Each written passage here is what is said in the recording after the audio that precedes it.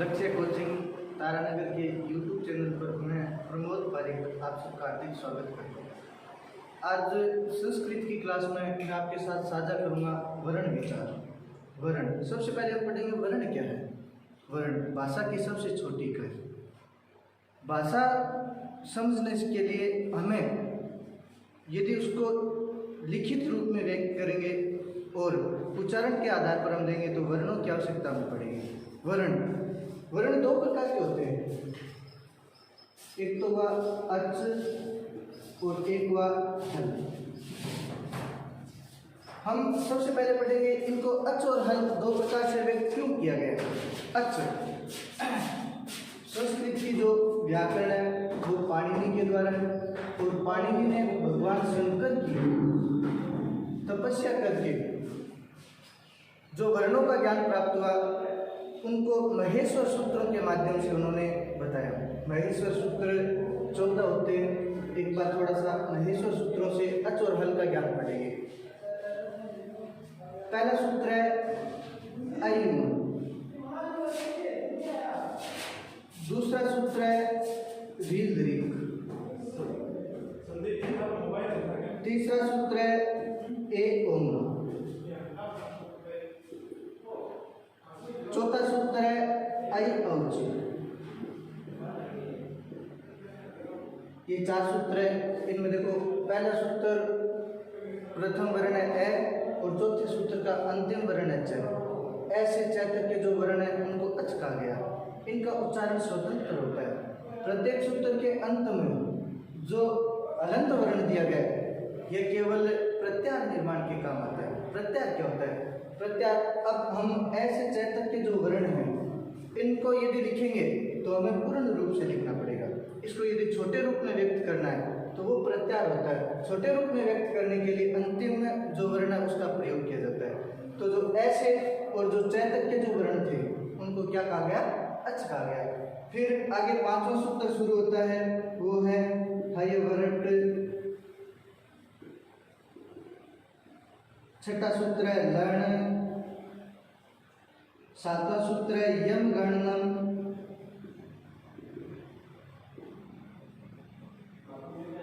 आठवां सूत्र है जवायन, नौवां सूत्र है गढ़दस, 10वां सूत्र है जब गढ़दस,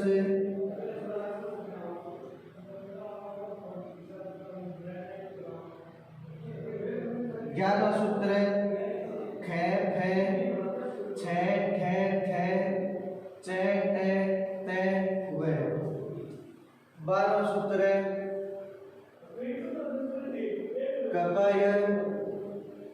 13वां सूत्र है से रे और 14वां सूत्र है और ल।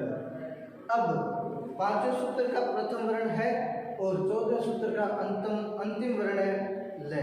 तो जो है और ले इनके बीच में जो वर्ण है उनको कहा गया हल। अच क्या है? जिन वर्णों का उच्चारण हम स्वतंत्र रूप से कर सके उनको क्या कहेंगे? अच कहेंगे। और जिनका उच्चारण स्वरों की सहायता से किया जाता है उनको कहा जाता है हल। अब यहाँ पर हम पढ़ेंगे अच और हल किस प्रकार से इनका विभाजन है, कितने कितने होते हैं इनके बारे में। सबसे पहले हम पढ़ेंगे अच। संस्कृत वर्णमाला में अभी हमने महेश्वर सूत्र लिखे, इनमें अच की जो संख्या दी गई है वो 9 है। महेश्वर सूत्रों में अच कितने हैं? 9 है। उसी आधार पर संस्कृत वर्णमाला में भी ऐसा ही है। संस्कृत वर्णमाला में अच वर्ण 9 है, परंतु इनका विभाजन किस प्रकार से किया गया है ये देखते हैं। सबसे पहले होते हैं मूल स्वर। संस्कृत वर्णमाला में मूल स्वर 5 होते हैं। मूल स्वर 5 कौन कौन से हैं? ए, ई, उ, री, री। अब प्रश्न आ जाए कति मूल स्वर, तो प्रश्न का उत्तर क्या रहेगा? 5। मूल स्वर कितने? 5। फिर इन 5 मूल स्वरों की सहायता से 4 संयुक्त स्वर बनते हैं और संयुक्त स्वर हैं। ए में जब ई जोड़ेंगे तो स्वर बनेगा ए, ए में जब हम उ जोड़ेंगे तो बनेगा ओ, ए में जब ए जोड़ेंगे तो स्वर बन जाएगा ऐ, और ए में जब ओ जोड़ेंगे तो स्वर बन जाएगा औ। ये जो 4 स्वर है ये कौन से हो गए? संयुक्त स्वर हो गए। मूल स्वर और संयुक्त स्वर दोनों को जोड़ देते हैं तो बन जाता है प्रश्न स्वर का कि स्वर कितने हुए? तो स्वर कितने हो गए? 9। स्वर कौन से हो गए? एक तो हो गए मूल स्वर और एक हो गए संयुक्त स्वर। प्रश्न आ जाए परीक्षा में कति स्वराः, तो उत्तर क्या रहेगा इसका? 9 रहेगा। और मूल स्वर का प्रश्न आ जाए तो मूल स्वर रहेंगे 5। फिर परीक्षा में प्रश्न आ जाता है और उसमें क्या कति स्वराः और आपको 9 दिया हुआ मिलता, तो ऐसी स्थिति में हम स्वर की गणना कैसे करेंगे? तो यहाँ पर कुल स्वर और बतेंगे। कुल स्वरों में जो मूल स्वर थे उनको ह्रस्व स्वर कहा गया और इनका प्रत्येक का दीर्घ स्वर इसके साथ सम्मिलित नहीं किया गया। तो कुल स्वर है उनमें इनका दीर्घ स्वर को सम्मिलित कर लिया जाता है। तो दीर्घ स्वर को सम्मिलित करेंगे तो 13, यानी ए का दीर्घ हो गया आ, ई का दीर्घ हो गया, फिर उ और उ का दीर्घ री, फिर री का दीर्घ लरी का दीर्घ नहीं होता है, ए ओ आई और औ। ये स्वर हो गए 13। परीक्षा में प्रश्न आ जाएगा कति स्वराः, जब आपको 9 ऑप्शन नहीं दिया हो तो कितने से कर लेंगे? 13। अब परीक्षा में कई बार ऐसा भी प्रश्न आ जाता है कति स्वराः और वहां पर आपको 9 और 13 दोनों ऑप्शन मिल जाते हैं, तब क्या करें? तो इस स्थिति में हमें कौन सा सही करना है? 9 वाला सही करना है। तो यहाँ पर बनने वाले प्रश्न कति मूल स्वराः 5, कति स्वराः 9। अब जब 9 नहीं दिया है तो स्वर की संख्या रहेगी त्रयोदश। फिर हम चले हल वर्णों की। तो संस्कृत वर्णमाला में हल वर्णों की संख्या कितनी है? तो संस्कृत वर्णमाला में हल वर्णों की संख्या 42 है। 42 है पाणिनि के अनुसार, ये भी आपको ध्यान में रखना जरूरी है। 42 तो है पाणिनि के अनुसार, पाणिनि शिक्षा के अनुसार हल वर्णों की संख्या अलग है, अच वर्णों की संख्या अलग है। अब हमने जो महेश्वर सूत्र पढ़े, हम यहाँ पर हल वर्णों की संख्या उसके अनुसार लेंगे और उस समय हल वर्णों की संख्या महेश्वर सूत्रों में 33 है। हल वर्ण 33 कौन कौन से हैं? सबसे पहले स्पर्श वर्ण। स्पर्श क्या है? जब हम वर्णों का उच्चारण करें तो तालु आदि जो उच्चारण स्थान है, उन उच्चारण स्थानों में जब हमारी जीभ स्पर्श करेगी तो उन वर्णों को स्पर्श वर्ण कहा गया है। और स्पर्श वर्णों की संख्या है 25। 25 कौन से? कैसे मैं तक, कार्दयो मावसाना में स्पर्शा, कै आदयो, कै जिसके आदि में हो, मैं अवसाना, मैं जिसके अंत में हो, ऐसे जो वर्ण है उनको कहा गया है स्पर्श वर्ण। फिर अंतस्थ वर्ण। अंतस्थ वर्णों की संख्या है 4। अंतस्थ वर्ण कौन से? अंतस्थ जब हम उच्चारण करें तो हमारे मुख की जो हवा है अंत यानी अंदर ही, स्थ यानी स्थित रह जाए, ऐसे वर्णों को क्या कहेंगे? अंतस्थ वर्ण। और अंतस्थ वर्ण है 4। कौन से हैं? य, व, रे और ल। ध्यान में रखना अंतस्थ वर्णों का क्रम। परीक्षा में बहुत बार प्रश्न आता है अंतस्थ वर्णों का क्रम क्या है? तो अंतस्थ वर्णों का क्रम रहेगा य, व, रे और ल। फिर होते हैं उत्सम वर्ण। उत्सम वर्णों की संख्या भी कितनी है? 4। उत्सम वर्ण कौन से हैं?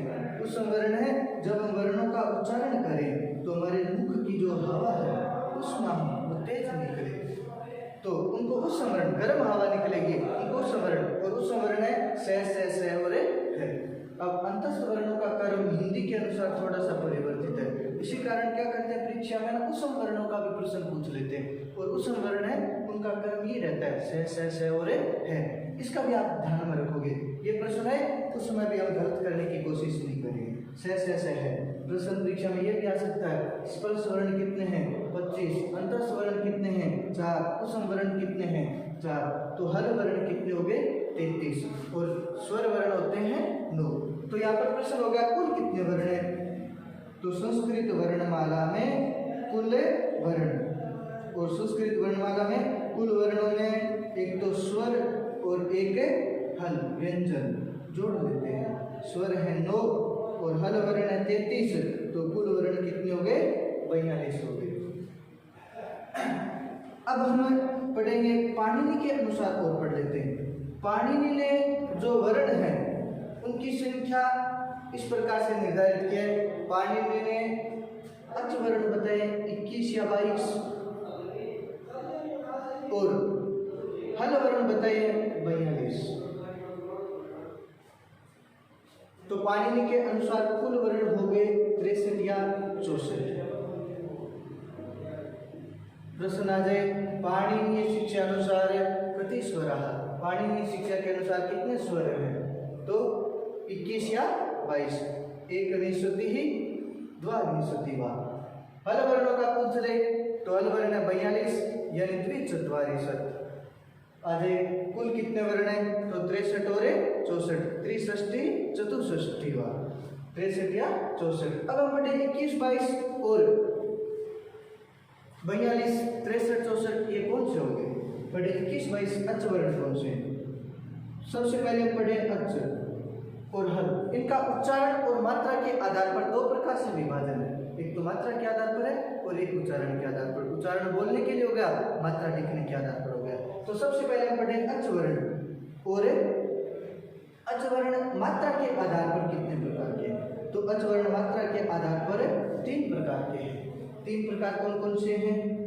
3 प्रकार हैं ह्रस्व, दीर्घ और प्लुत। ये 3 प्रकार हो गए, ह्रस्व, दीर्घ और प्लुत। ह्रस्व स्वर क्या है? ह्रस्व स्वर एक मात्रिक स्वर, एक मात्रिक यानी जिसके एक मात्रा होती है, एक मात्रिक स्वर हो गया ह्रस्व। जिसके एक मात्रा होती है उसे क्या कहेंगे? ह्रस्व स्वर। एक मात्रा यानी जब हम इसका उच्चारण करेंगे तो उच्चारण करने में समय कम लगे, ह्रस्व स्वर हो गया। दीर्घ जब एक मात्रा से जब अधिक समय यानी 2 मात्रा तक का समय लगे तो उसको कहेंगे दीर्घ स्वर।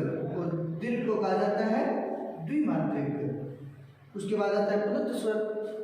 प्लुत स्वर जिसके 2 से अधिक मात्रा यानी 3 मात्रा का जब प्रयोग किया जाए तो वो हो गया प्लुत स्वर। और प्लुत स्वर को कहा जाता है त्रिमात्रिक।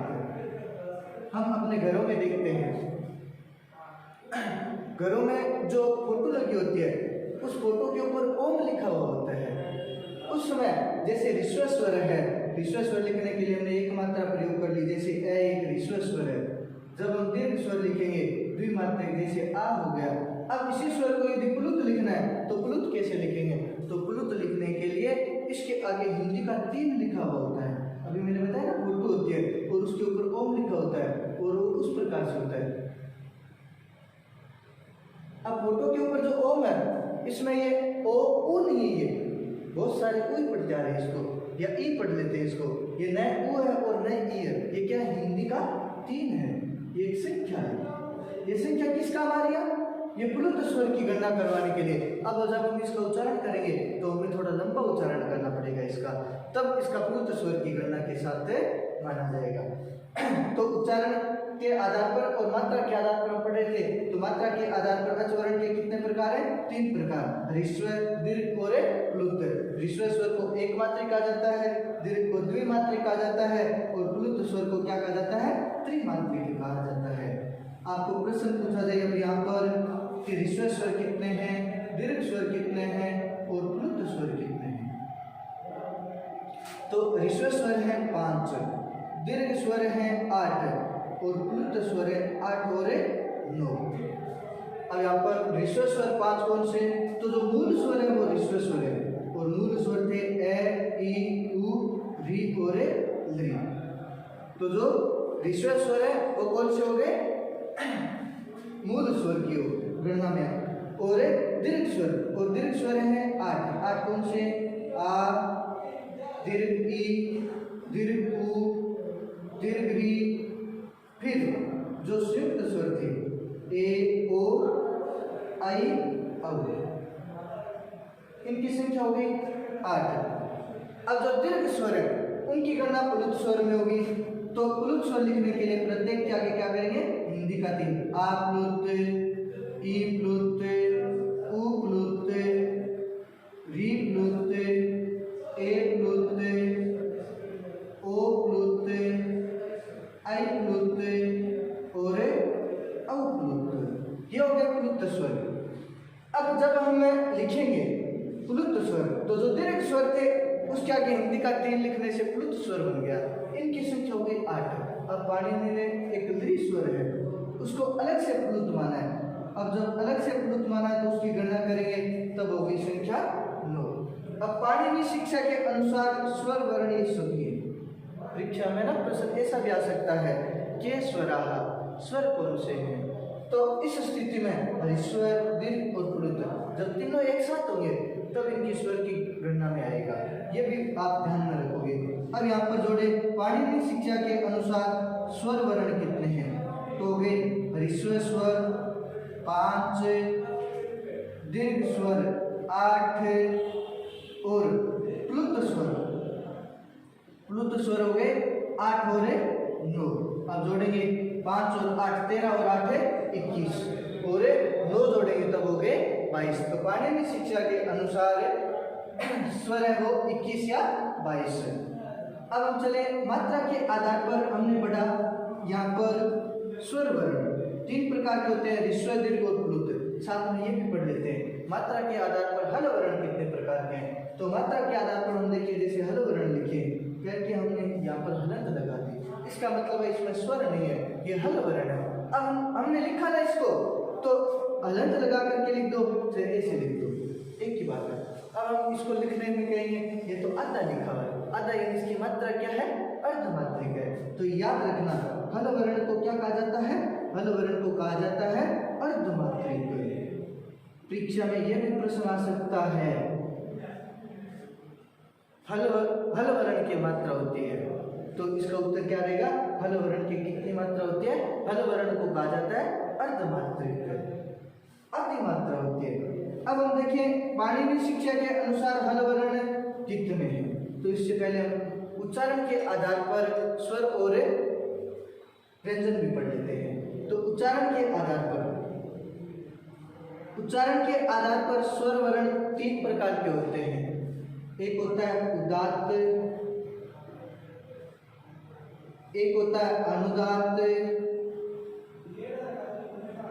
और एक होता है स्वरित। उदात्त, अनुदात्त, स्वरित। उदात्त क्या है?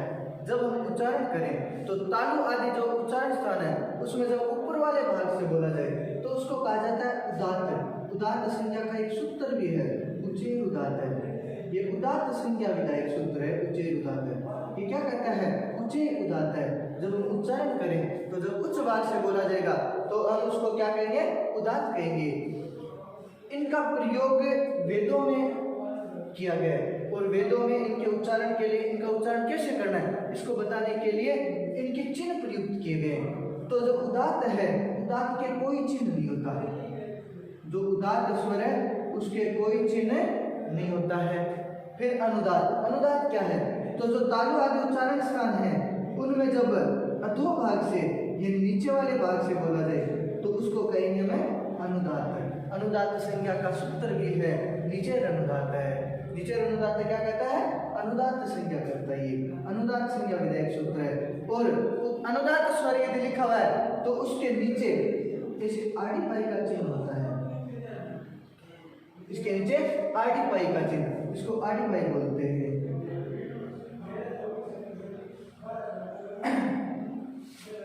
स्वरित स्वर जब उदात्त और अनुदात्त इन दोनों के मध्यम भाग से रहे तो इसको कहा जाता है स्वरित स्वर। और स्वरित संज्ञा का विधायक सूत्र भी है समाहार स्वरित। ये स्वरित संज्ञा विधायक सूत्र है।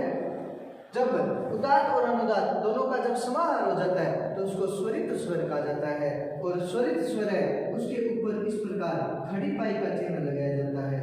उस स्वर की गणना फिर स्वरित स्वर के माध्यम से होती है। इनका प्रयोग, ये जो चिन्ह है इनका प्रयोग आपके घर में कोई भी यदि वेद पढ़ा हो तो उसको खोल करके देखना, उनके ऊपर चिन्ह, जब उदात्त स्वर है तो कोई चिन्ह नहीं होगा, अनुदात्त है तो इसके नीचे इस प्रकार से या सिद्धि दोनों ही प्रकार के आते हैं। और जो खड़ी पाई लगी हुई है तो उस स्वर की गणना कौन सी है? स्वरित स्वर है। तो ये भी आप ध्यान में रखोगे। प्रश्न ये भी आ सकता है, हमने पहले पढ़ा था ना के स्वराः, तो ऋस्व दीर्घ प्लुत तीनों का समूह होगा, वैसे इसमें उच्चारण के आधार पर है ना, ये भी है के स्वरा, तो उदात, अनुदात और स्वरित, जब इन तीनों का समूह होगा ना तब इसकी स्वर में गणना की जाएगी। यदि एक को छोड़ दिया तो पूर्ण स्वर की गणना नहीं होगी। ये भी आप प्रश्न ध्यान में रखोगे, बहुत बार ऐसा भी प्रश्न पूछ लिया जाता है। अब उच्चारण के आधार पर हल वर्ण पढ़े। उच्चारण के आधार पर हल वर्ण, उच्चारण के आधार पर हल वर्ण के भी 3 ही प्रकार हैं जो हमने सबसे पहले पढ़े थे। हल वर्ण कितने उनमें, तो उच्चारण के आधार पर हल वर्ण के 3 हैं, स्पर्श, अंतस्थ और ऊष्म। हमने पढ़ा था स्पर्श वर्ण, जब हम उच्चारण करेंगे तो हमारी जीवा तालु आदि उच्चारण स्थानों को स्पर्श करेगी तो स्पर्श वर्ण है, इनकी संख्या है 25। अंतस्थ वर्ण, जब हम उच्चारण करेंगे मुख की आवाज अंत अंदर ही स्थित रह जाएगी, इनकी संख्या 4 है। उत्सम वर्ण, इनकी संख्या भी 4 है, जब उच्चारण करेंगे तो हवा गर्म बाहर निकलेगी, वो उत्सम वर्ण है। इनको ऐसा भी कहा जाता है कादयो मावसानाम स्पर्शा, कादयो मावसानाम स्पर्शा, कह जिसके आदि में हो और मैं जिसके अवसान यानी अंत में हो, ऐसे वर्ण कौन से होते हैं, स्पर्श वर्ण होते हैं। अंतस्थ वर्ण, यणो अंतस्था, यणो यण एक प्रत्यार है और यण प्रत्यार में वर्ण आते हैं 4, कौन कौन से, य व र और ल। इनका ध्यान में रखोगे, बहुत बार प्रश्न आ जाता है ये अंतस्थ वर्णों का, पिछली बार रीट में भी ये प्रश्न आया था इनका क्रम, तो य व र ल रहेगा। फिर उत्सम वर्ण, उत्सम वर्णों की संख्या कितनी है, 4, और उत्सम वर्ण क्या है, सल उस्मान है, सल एक प्रत्यार है और सल प्रत्यार में आते हैं 4 वर्ण, कौन कौन से, स है, ये 4 वर्ण है। ये यण और सल ये प्रत्यार है। हमने जो सबसे पहले माहेश्वर सूत्र पढ़े थे, उन माहेश्वर सूत्रों के जो वर्ण थे उनको छोटे रूप में लिखने के लिए बताया था ना, छोटे रूप में लिखना प्रत्यार है, तो छोटे रूप में ये यण यह वैराग्य लिखा जाता है और स को छोटे रूप में क्या लिखा जाता है, सल ये प्रत्यार है। संस्कृत वर्णमाला में ना प्रत्यार की संख्या 42 है, आप ध्यान में रखना, बहुत जगह पर 44 लिखा हुआ है। यदि आपके प्रश्न आ जाए तो हमें लघु सिद्धांत के अनुसार 42 ही बताना है, द्विचत्वारी सब। फिर हम पढ़ेंगे अब पाणिनि के अनुसार हल वर्ण कितने हैं, तो पाणिनि के अनुसार हल वर्ण है 42। हल वर्ण 42 कौन से, तो अब के अनुसार हल वर्ण 33 तो हो गए संस्कृत वर्णमाला के, और अयोगवा वर्ण कौन होते हैं पाणिनि में, अयोगवा वर्णों की संख्या है 9। अयोगवा है, अयोगवा क्या, संस्कृत वर्णमाला में जिनका कोई योग नहीं है, जैसे हमने महेश्वर सूत्र पढ़े उन वर्णों में इनका कोई योग नहीं है, इनका इनको क्या कहा गया, अयोगवा वर्ण कहा गया। इनकी संख्या है 9।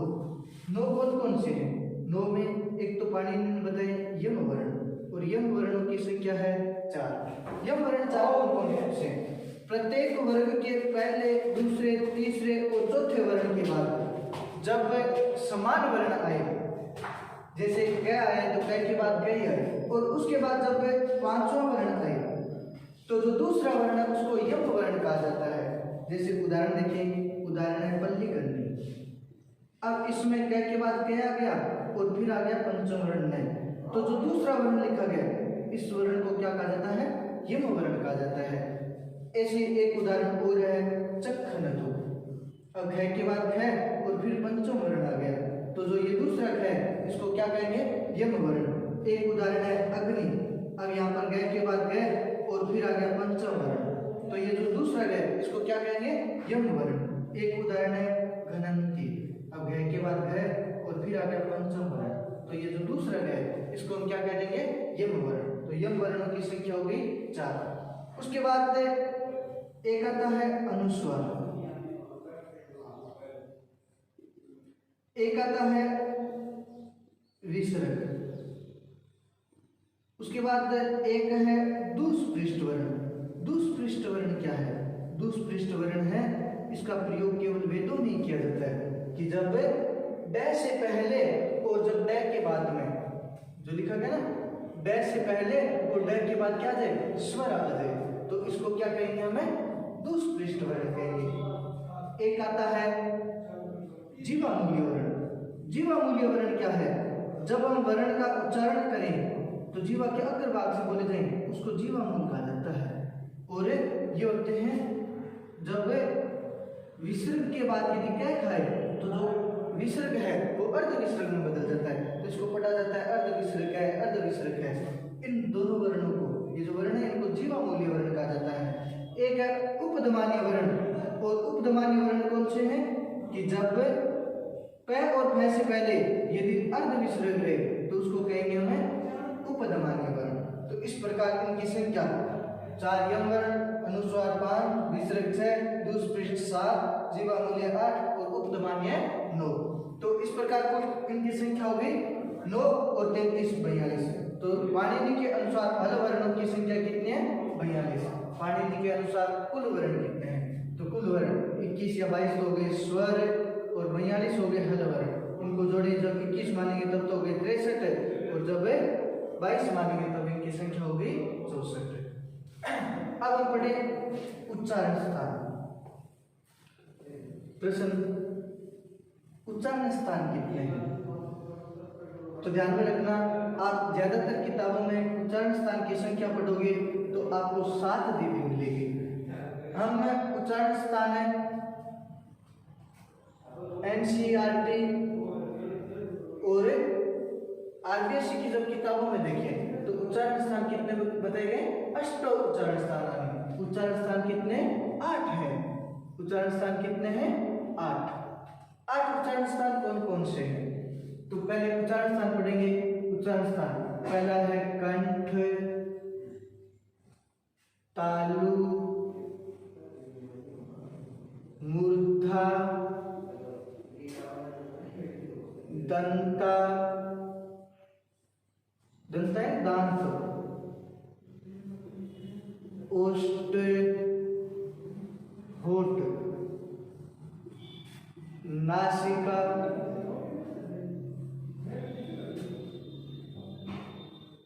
जीवा मूल्य, जीवा मूल्य नहीं जीवा, और एक होता है उर, उर का अर्थ हृदय, उदर। इसके द्वारा किसी वर्ण का उच्चारण नहीं होता है, परंतु जो ये 7 जो उच्चारण स्थान ऊपर वाले इनका ये सहयोगी है। इसके माध्यम से ये सब अंग कार्य करते हैं। तो इस कारण उर को भी क्या माना गया एक उच्चारण स्थान माना गया। तो उच्चारण स्थान कितने हैं 8 हैं। इनको यदि हम क्रम से याद रखें कंठ, तालु, मूर्धा, दंता, ओष्ठ, नासिका, जीवामूल और उर, तो ये याद रखने में उच्चारण स्थान में भी हमारे सहायक रहेंगे। उच्चारण स्थान बहुत सरल तरीके से याद हो जाएंगे। फिर उच्चारण स्थान में सबसे पहले देखो याद करने की प्रक्रिया हमने पढ़े थे वर्ण। वर्ण में देखो जैसे क वर्ग है क ख ग घ घ, इसको संस्कृत वर्णमाला में कु लिखा जाता है। जैसे च वर्ग पूरा है तो इसको चू, ट वर्ग पूरा है तो इसको टू, त वर्ग है तो इसको टू और प वर्ग है तो इसको लिखा जाता है पू। परीक्षा में ना ऐसा भी प्रश्न आ जाता है के उदिता, उदित वर्ण कौन से, उ की इत संज्ञा हो जाती है जहां पर उदित वर्ण। और उदित वर्ण है कु चू टू टू कु, एते उदिता। उदित वर्णों की संख्या कितनी है 25 है। कु यानी क वर्ग पूरा हो गया 5 वर्ण, चू यानी च वर्ग ये 5 हो गए, टू यानी ट वर्ग हो गया, टू यानी त वर्ग हो गया, कु यानी प वर्ग, तो इनकी ये 25 वर्ण हो गए। इनको कौन से वर्ण कहा जाता है उदित वर्ण कहा जाता है। प्रश्न आ जाए के उदिता तो इसका उत्तर क्या रहेगा तू चू टू टू टू एते उदिता। तो इनको क्रम से लिख लिया, ये व्यंजन वर्ण हो गए। अब इनके उच्चारण स्थान में देखें। सबसे पहले उच्चारण स्थान में था हमने पढ़ा था कंठ, फिर हमने पढ़ा था तालु, फिर हमने पढ़ा था मूर्धा, फिर हमने पढ़ा था दंता दांत और फिर हमने पढ़ा था ओष्ठ होठ। ये उच्चारण स्थान हुए। अब देखो उ क वर्ग का उच्चारण स्थान क्या है कंठ, च वर्ग का तालु, ट वर्ग का मूर्धा, तू त वर्ग का दांत, पू प वर्ग का कौन सा हो गया ओष्ठ। ये कितने वर्ण याद कर लिए हमने 25। बचे कितने अब स्वर और अंतस्थ और उसम वर्ण। इनके लिए तो बहुत ही आसान है। जो अंतस्थ और जो उसम वर्ण है उनको मध्यम से लिख दो। मध्यम देखो मध्यम कौन सा है चू टू टू, ये मध्यम है। मध्य में लिखो य रे ले, फिर से हर वर्णों में याद करने के लिए एक तो बच्चा है और एक बच्चा है। का उच्चारण स्थान होता है कंठ और व वह का उच्चारण स्थान अलग से ध्यान रखोगे। वह का उच्चारण स्थान होता है दंतोष्ठ, वकारस्य दंतोष्ठ, ये एक अलग याद रखने योग्य हो गया। फिर अब बचे हैं हमारे पास अनुस्वार और जीवामूल्य वर्ण, उपधमान्य वर्ण। ये इनमें देखें विसर्ग का उच्चारण स्थान है के आधार पर होता है, तो विसर्ग का उच्चारण स्थान भी हो गया कंठ। फिर प्रत्येक वर्ग का पंचम वर्ण ग, ये, ण, न और मैं, प्रत्येक का पंचम वर्ण है उसका उच्चारण स्थान होता है नासिका। कौन कौन से? ये, मैं, ग, ण और न, ये पंचम वर्ण हो गए। इनका उच्चारण स्थान क्या है? नासिका। और नासिका के साथ एक उच्चारण स्थान हो रहा है अनुस्वार। अनुस्वार का उच्चारण स्थान भी क्या है? नासिका। तो ये 6 वर्ण हो गए, इनका उच्चारण स्थान हो गया नासिका। जो जीवामूल्य वर्ण थे उनका उच्चारण क्या रहेगा? जीवा रहेगा। अब इनको हम सूत्र की सहायता से पढ़ेंगे। ये तो केवल समझने के लिए था, सरलता से ये याद हो जाए। उच्चारण स्थान में पहला सूत्र है अकु है विसर्जनीय नाम कंठ। अकु है विसर्जनीय नाम कंठ। अकु है ए, यानी ए की यदि हम गणना करेंगे तो आ स्वर इसके साथ रहेगा, यानी ए और आ, कु यानी कै वर्ग है और विसर्ग, ये इतने वर्ण है, इनका उच्चारण स्थान क्या रहेगा? कंठ रहेगा। फिर दूसरा सूत्र है ईचु यसानाम तालु। ईचु यानी ऋषो और दीर्घ ई, चु यानी च वर्ग, य और स, इनका उच्चारण स्थान क्या रहेगा? तालु रहेगा। तीसरा सूत्र है ऋतु रसाणाम मूर्धा। ऋतु रसाणाम मूर्धा।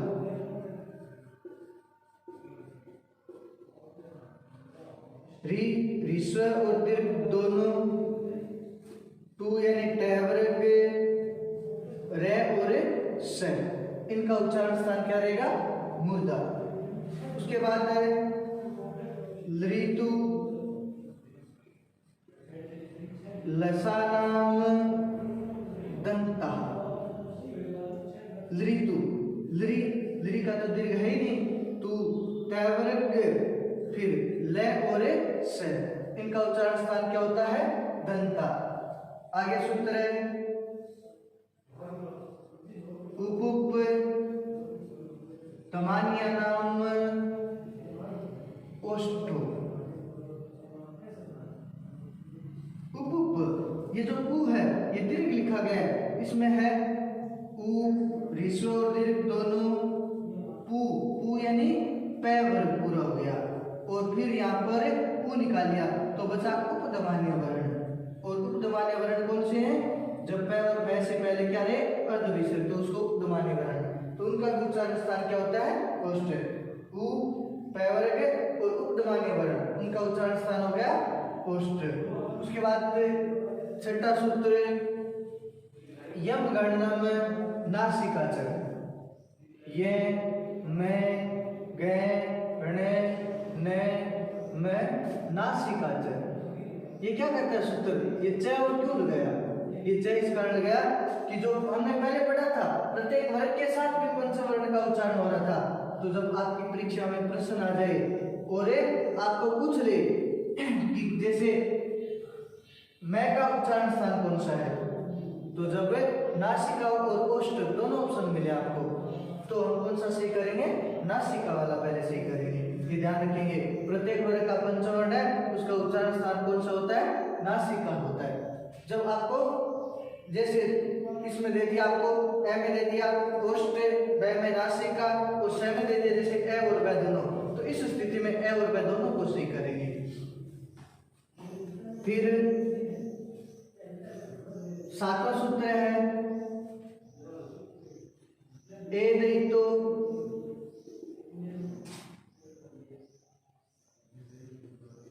कंठ तालु। ए दहितो यानी ए और ऐ का उच्चारण स्थान क्या होता है? कंठ तालु। 8वां सूत्र है ओ दौ तो